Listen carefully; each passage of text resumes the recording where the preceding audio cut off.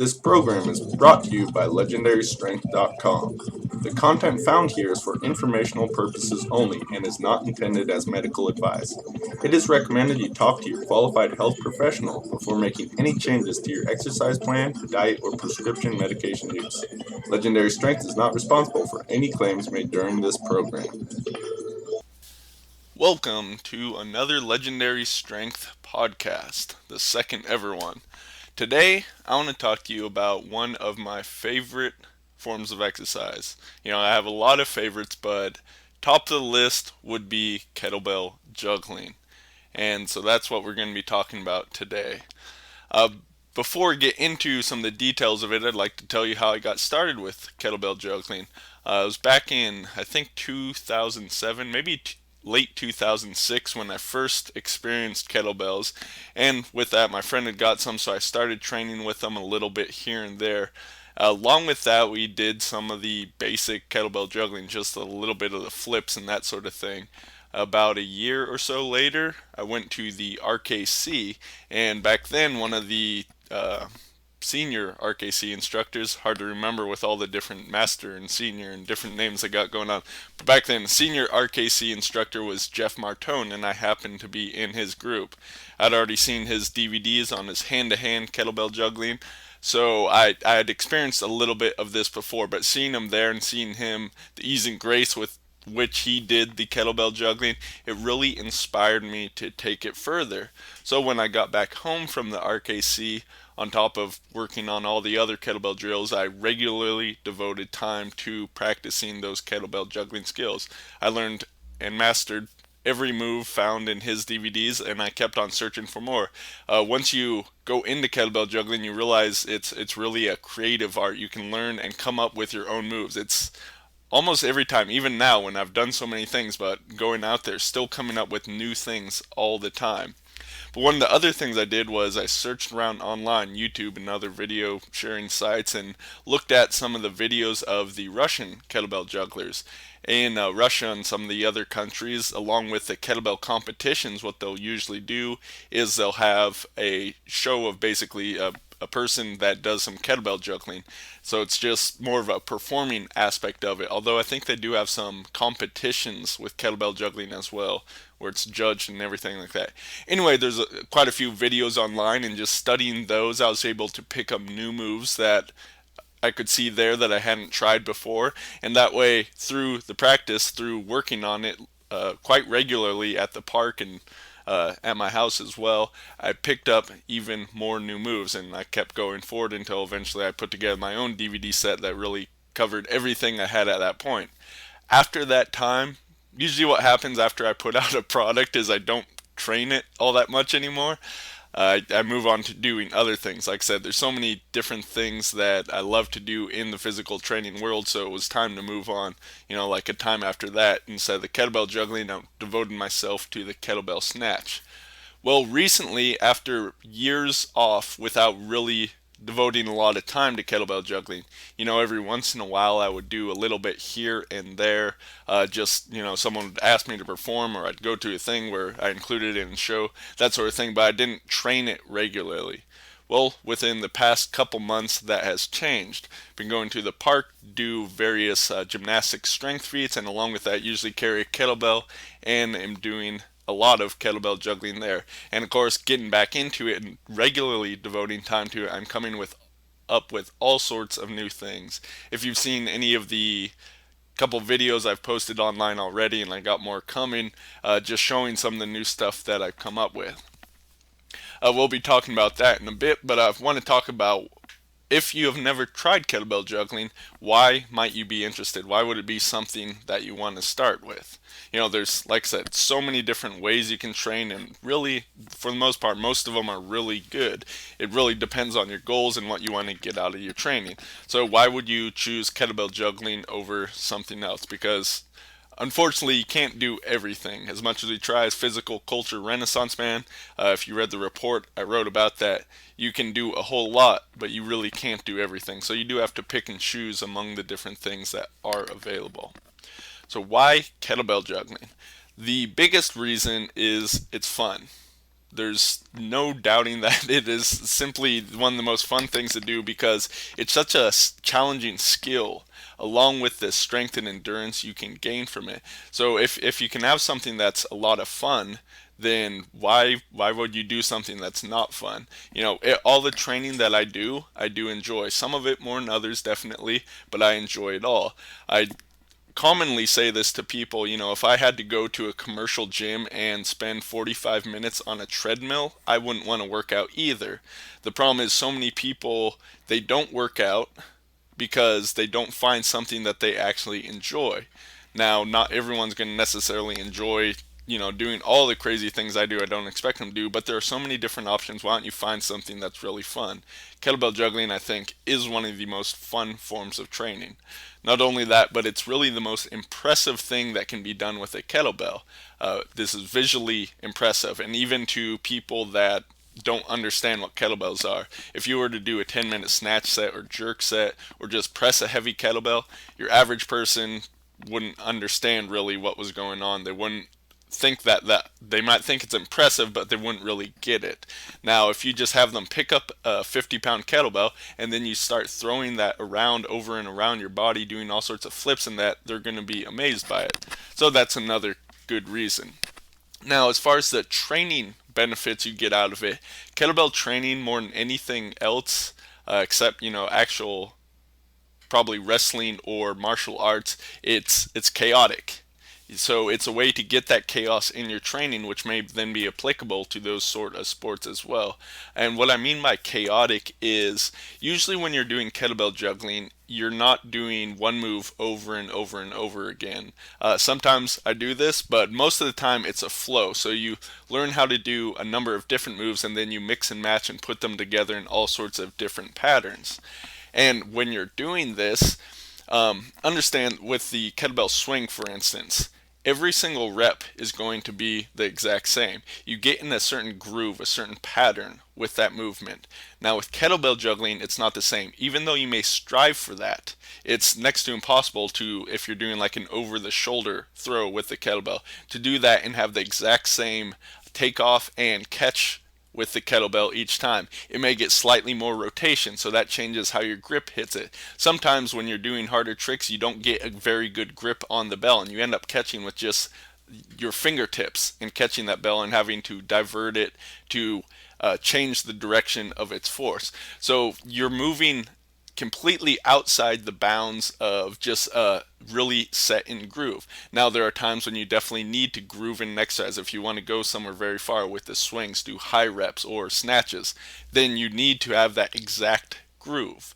But there are benefits from doing things that are completely outside of that exact groove. Along with that, the kettlebell training, the kettlebell juggling, you're doing so many different moves. There are so many different things possible, and you're working strength from every angle. I mean, how often do you exert strength behind your back in your typical gym training session? Once again, in martial arts, you might need it if someone puts you in a hammerlock and you need to resist that.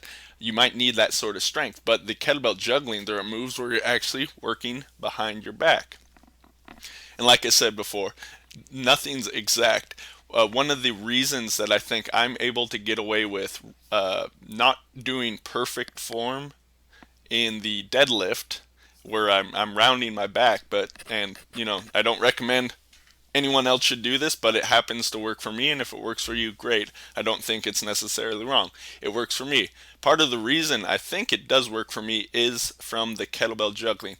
Most people, the RKC style of kettlebell lifting is you really shouldn't get any sort of pump or feel fatigue in your back at all when you're doing the swings because of how they load the kettlebell swing.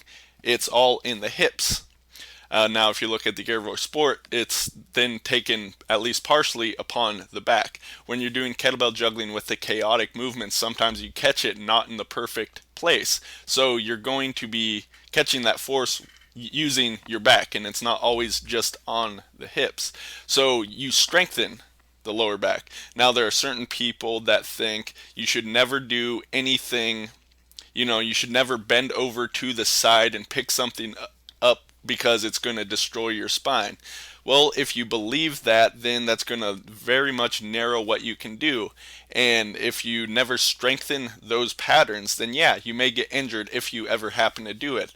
But if you do something like kettlebell juggling, where you are bending and twisting at the same time with a load on one hand that is a force coming down with gravity, then you're actually strengthening it. Now, for the average person, should they start with a 40 kilogram kettlebell and start doing these moves? No. But if you start with something that's within reason and you build up from there, it's going to build that strength in every angle so that you need it and you become even more injury resistant. It's the idea of doing like deadlifts where you're twisted and to the side with a light weight. So you build up your strength in that movement, so then if you're put into that position in a sport or in your life, it's not necessarily going to injure you because it is now a trained movement. So that right there is many of the benefits of kettlebell training. Some of the other benefits are the conditioning that it gives you. The move for move with kettlebell juggling, you're going to it's going to take more conditioning, more strength, more explosiveness to do a kettlebell juggling move than just a swing, for instance. So if you're throwing a kettlebell behind your back, that's going to be tougher because usually at some point you're holding your breath in order to exert that explosiveness at that right angle. You're still using your entire body. People often think it's just the arm. No, the hips, the back, the legs are used in all the movements. The arm and hand is there to guide the kettlebell. So it is really whole body explosiveness with every move you're doing. So move for move, it's going to take a lot more out of you than just a swing with the same weight. So you can work up to thousands of repetitions in the swing. Once again, a lot of benefit for doing that, and that's a completely different way to go. There's just different options.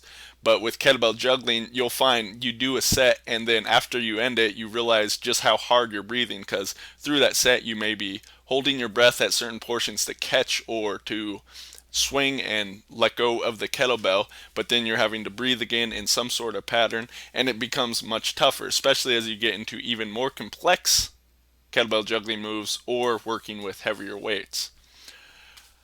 On the same note is that the grip gets definitely challenged. I mentioned before, you're not always catching the kettlebell specifically in a perfect swing or snatch grip. So you're working on that fingertip strength. There's also some of the advanced categories or styles of kettlebell juggling move that specifically work the grip even more, and we'll talk about that in a moment. Kettlebell juggling builds your reaction time. It builds the hookup between your eyes and your hands, as well as the rest of your body. You're building hookups between your visual and kinesthetic capabilities. This reaction time is important for safety purposes. If the kettlebell doesn't go quite where you wanted it to go and it's coming down towards your foot, you have to move that foot quickly or else you're going to pay the price.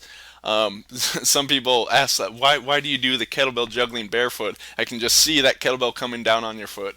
Well, I like to be barefoot because then I feel I have the best proprioceptive capabilities. I don't like wearing shoes in any of my training, so I want to be able to do that. And the truth is, this is completely true, I have never once hurt myself, injured myself with kettlebell juggling.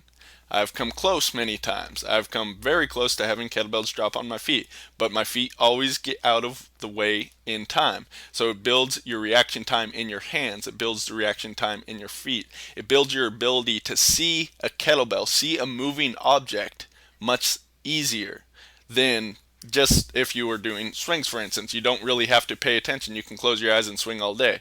Once you get good at kettlebell juggling, you can also close your eyes and do it, because then you're kinesthetically hooked up. You know where the kettlebell is going to be and you can feel it, and then you can go along with that. So building on top of that, the kettlebell juggling teaches you to flow. It teaches you how to use your body completely as one unit. The fact is, you can't do some of the more complex kettlebell juggling moves if your body isn't flowing in the right direction, because all a kettlebell juggling is getting the kettlebell to go where you want it to go. And this is done through how you let go of the kettlebell. You're pushing the handle off in one direction or another. So it goes through the hands, through the arms, connected to the rest of your body. This is how you control the flight path of the kettlebell. And then you're doing the same exact thing when you're catching it. When you're catching it, you catch it with the hand, which connects to the body, which connects to the arm, then to the body. It's all one unit, and you learn how to flow, to create force, how to redirect force, how to absorb force. All this within whatever you're doing with the kettlebell juggling. So one of the cool things about kettlebell juggling is that if you actually take some time to practice this, now when most people, they may think of doing kettlebell juggling, but they never actually practice it and never do it regularly. But the truth is, if you do practice kettlebell juggling, if you do it regularly, you'll be amazed at how quickly you will pick up new skills. New kettlebell juggling skills. Every single day, if you go out and practice kettlebell juggling, let's say you don't do it every day, but you do it 2 or 3 times a week, but you spend about a half hour just devoted to kettlebell juggling, you'll be amazed at how quickly you'll become good, how many new skills you can pick up in every single one of those sessions. And this, I think, does actually transfer over to other abilities. I'm not saying kettlebell juggling makes you smarter, but it does build a sort of ambidexterity, because you're learning how to do the skills not just with your right hand, but with your left as well. And most people will find one hand is definitely better than the other. Same holds true for me. But you're learning, once again, how to use both sides of your body just as well to be able to do all these different moves. And I think having the visual awareness to spot the kettlebell handle as you're doing these complex moves, to have the kinesthetic awareness to be able to feel where the kettlebell is, where it's going, how you're setting it off in the right motion, I think this builds the abilities both within your body and your brain to be able to handle a whole bunch of other physical and even mental skills even better. So when you go out there, you can pick up these skills real fast. Now I want to talk to you about the different categories or styles of kettlebell juggling. There are quite a few different ones, and this is just sort of an easy way to break it up so you can look at how you're doing the moves. I did this with my definitive guide to kettlebell juggling. I didn't specifically lay it out by this, but I grouped them according to these different categories. The first one that everyone should get started with is just the kettlebell juggling moves done to the front style. This is every just basic flip done in different directions. You can do spins, even double flips would fit in here. All the different things you do to the front. These are the most simple ones because this is where most people work at with their kettlebell skills, where they work swings, where they work snatches, where they work cleans. It's all done to the front. Everything else isn't done to the front in kettlebell juggling, but this is the easiest place to begin because also the kettlebell is going to be right in front of you. You don't need to have the awareness to the sides or behind you as much. So it's just a start. From there we usually move to the side. So swinging the kettlebell from side to side, doing flips to the side. Also you have from left to right, but also in that same frontal plane, but done on your left and right sides. So there's 2 different categories of side movements. You have the different snatch kettlebell juggling moves. So throwing it up and catching it by the bell, you can do this in 2 different manners and doing different flips out of that position. So you have the snatch category. You have the over and under. You can start to do kettlebell juggling moves over your body and also under your body, where you're turning around or turning to some degree in order to catch the kettlebell once again. Now I talked a little bit about safety before. It should go without saying that kettlebell juggling is dangerous. It can definitely be dangerous. If you throw the kettlebell up and it lands and hits you in the head, then you're going to have some problems. You need to have good awareness while you're doing this. You want to avoid things that will distract you, like having sunlight in your eyes, having dogs or children running by you, anything like that that could potentially be dangerous for you or for them. And also, of course, you want to do kettlebell juggling outside because you will drop the bell. Doesn't matter how good you are, if you're working on new stuff, you absolutely will drop the kettlebell. That being said, if you are paying attention if you're not, really slow in your reaction time to start and you're not going too far going into advanced moves, then you shouldn't have any problems with hurting yourself.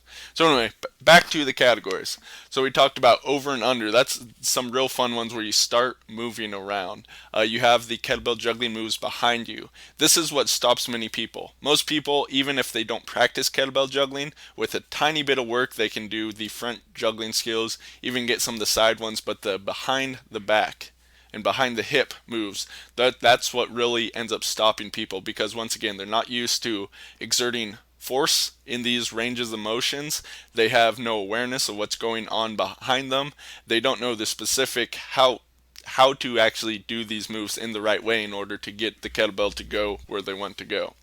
So these are some fun moves, and if you saw, recently I did in the Superhuman Training Workshop number 2, I was guiding some people through some different moves, and if you know specifically on what you're working for instance with the behind the hip move, it's actually quite easy to do. There's a very easy progression that almost anyone could pick up this skill within a couple of days practice at the most, and most people could do it within 1 day of practice if they actually followed this correct progression to use it. So from there, there's also the bottoms up kettlebell juggling. To my knowledge, I'm the first one that actually invented this style of kettlebell juggling. What it involves is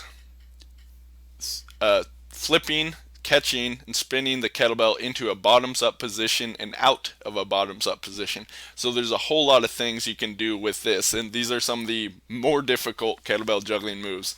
One of the hardest kettlebell juggling moves is just to hold a kettlebell in the bottoms up position, throw it up, making it spin around, and then to re-catch it back in the same hand in that kettlebell juggling bottoms up position.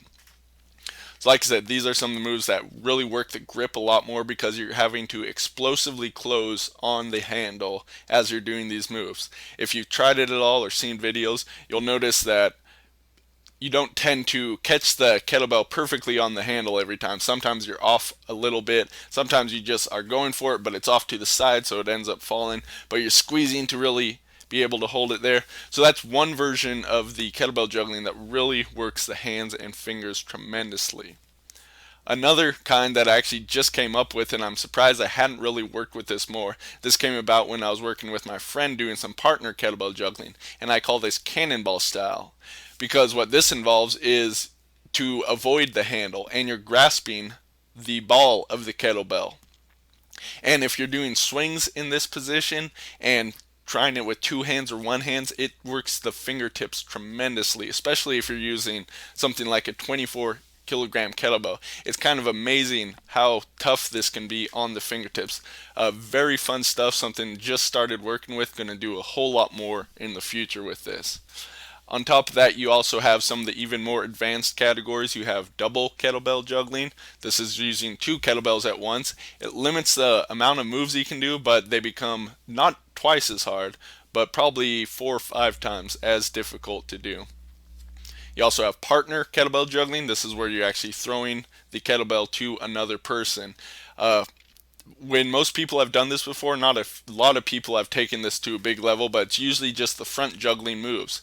And what I've been doing in the past couple of weeks with my friend is we're taking basically every kettlebell juggling move that I've done before and making that work for partner kettlebell juggling. So there's a huge opportunity of different things you can do here. Whole lot of fun to be able to work on this. And then there's the new style that I came up with that I originally called the traveling kettlebell juggling, but I think I'm going with a name that was suggested by Marty Marzel, kettlebell maneuvering.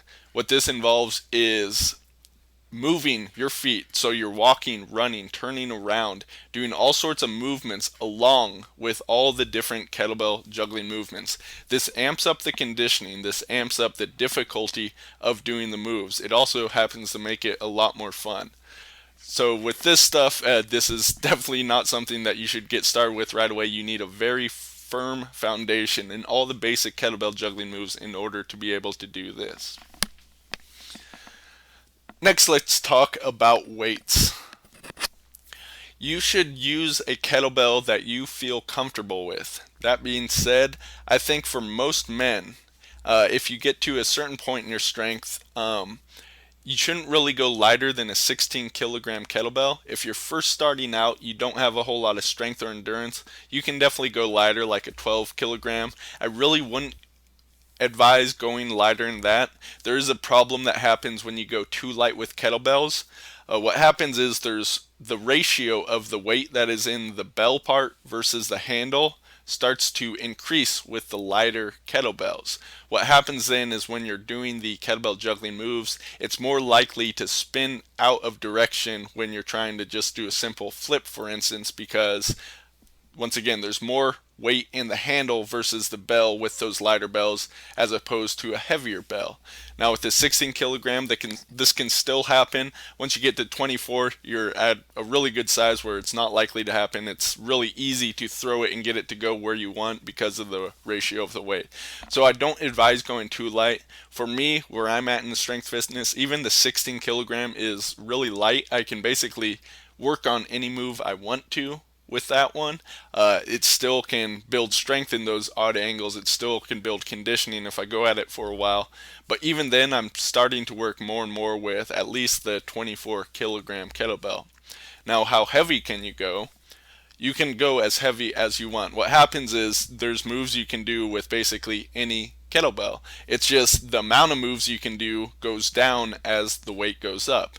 So I can take a 32 kilogram kettlebell and I can still do a large portion of my moves with that. Throw it over the shoulder, all sorts of flips done to the side, to the front, behind the back, doing the bottoms up kettlebell juggling. Haven't really done that, haven't really worked on it with the 32 kilogram, but I can do that stuff with the 24 as well. So just as the weight goes up, the amount of moves you can do goes down.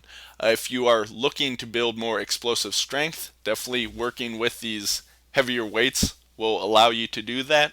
If you're looking to build more conditioning, you can once again work more that sprint style. Just a set until you drop it will get you pretty tired, or you can keep going longer and longer, just pick it right back up, work with lighter weight, and go for extended periods of time.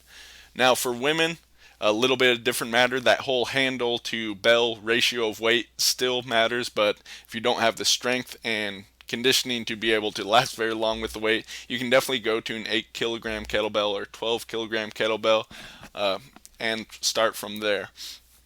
So those are a couple different things you want to look with. Really, all different weights are good to go with kettlebell juggling. There's just different benefits, depends on what you're going for. Again, I don't like to go too light with the kettlebell. That's another reason I don't like to go lighter in the 16 is you can start getting into super ridiculously complex moves like triple flips, for instance. But here it's less about the strength and conditioning and more about just the skill of the movement, which is fine, but I like to at least have some strength and conditioning component along with it. That's also why I'm starting to, at this point, do less and less with the 16 kilogram unless I'm just working on new stuff or like the partner kettlebell juggling, the maneuvering, and doing more and more with the 24 kilogram. If I had a 20 kilogram, that would fit really well in there too. I'd work with that. So my goal with this whole podcast here wasn't to really give you specific moves to work on because one, audio is not the way to teach kettlebell juggling, but to just give you some ideas on if you haven't tried this before, you might want to get started. If you haven't done it in a long time, maybe this will motivate you to get started again, to give you a few different ideas on new areas that you can begin to explore. I also want to talk about something that I have planned for this year, and that is to completely redo my definitive guide to kettlebell juggling, to bring out the definitive guide to kettlebell juggling 2.0. This is just in the planning stages right now. If you're really interested in it, let me know. I might speed it up because, as always, I got a whole bunch of different projects I can be working on. So I definitely want to do this at some point this year, but it could be later in the year or sooner, depending on how high of a priority I make it. And part of that depends on how interested people like you listening to this are in this. Let me just tell you about some of the things I have in my mind in store for what's going to be on this. One, we're going to definitely cover every single move I've ever done with kettlebell juggling. And I'm going to cover it in far more detail than I did in the original version. The truth is I gave a little bit of tips, but having started to work with a whole bunch more people with kettlebell juggling, I found that specifically one of the best things is also to watch a person do it, because then I can point out exactly what they need to do in order to improve the move. But I learned a lot better the specific progressions people should use in order to get these moves, and a lot more tips on what I'm doing. It made me more consciously aware of what I'm specifically doing, rather than just, oh, I do this move, this is basically how I do it, where it was sort of the unconscious competence.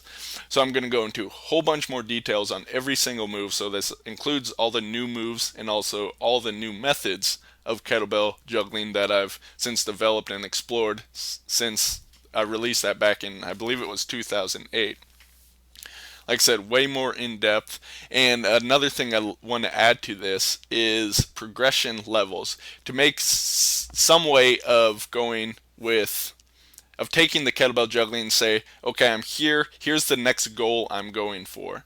With kettlebell juggling, it typically is, and there's nothing wrong with this, just something you go out and practice and you flow and you do it for a long time, and eventually you quit because your hands start to ache, not because your body probably gets tired before your mind does with kettlebell juggling. That's one of the benefits of it.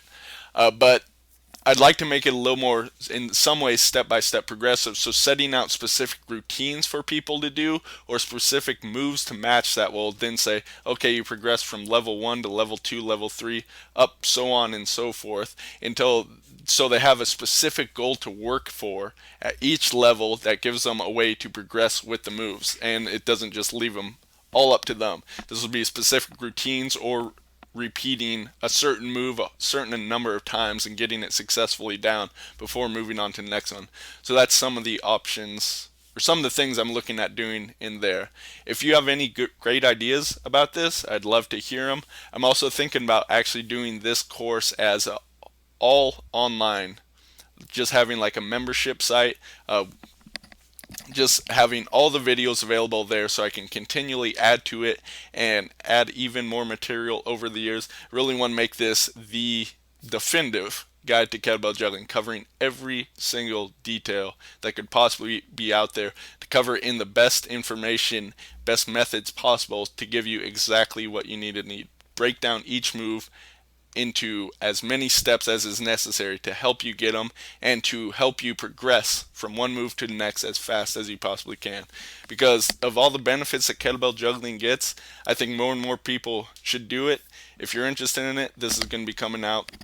But like I said, that's down the pike. If you really want to get started right now, I have a whole bunch of free videos on YouTube. You can also pick up the original definitive guide to kettlebell juggling. That's at kettlebelljuggling.com. You can also find a link to it from legendarystrength.com.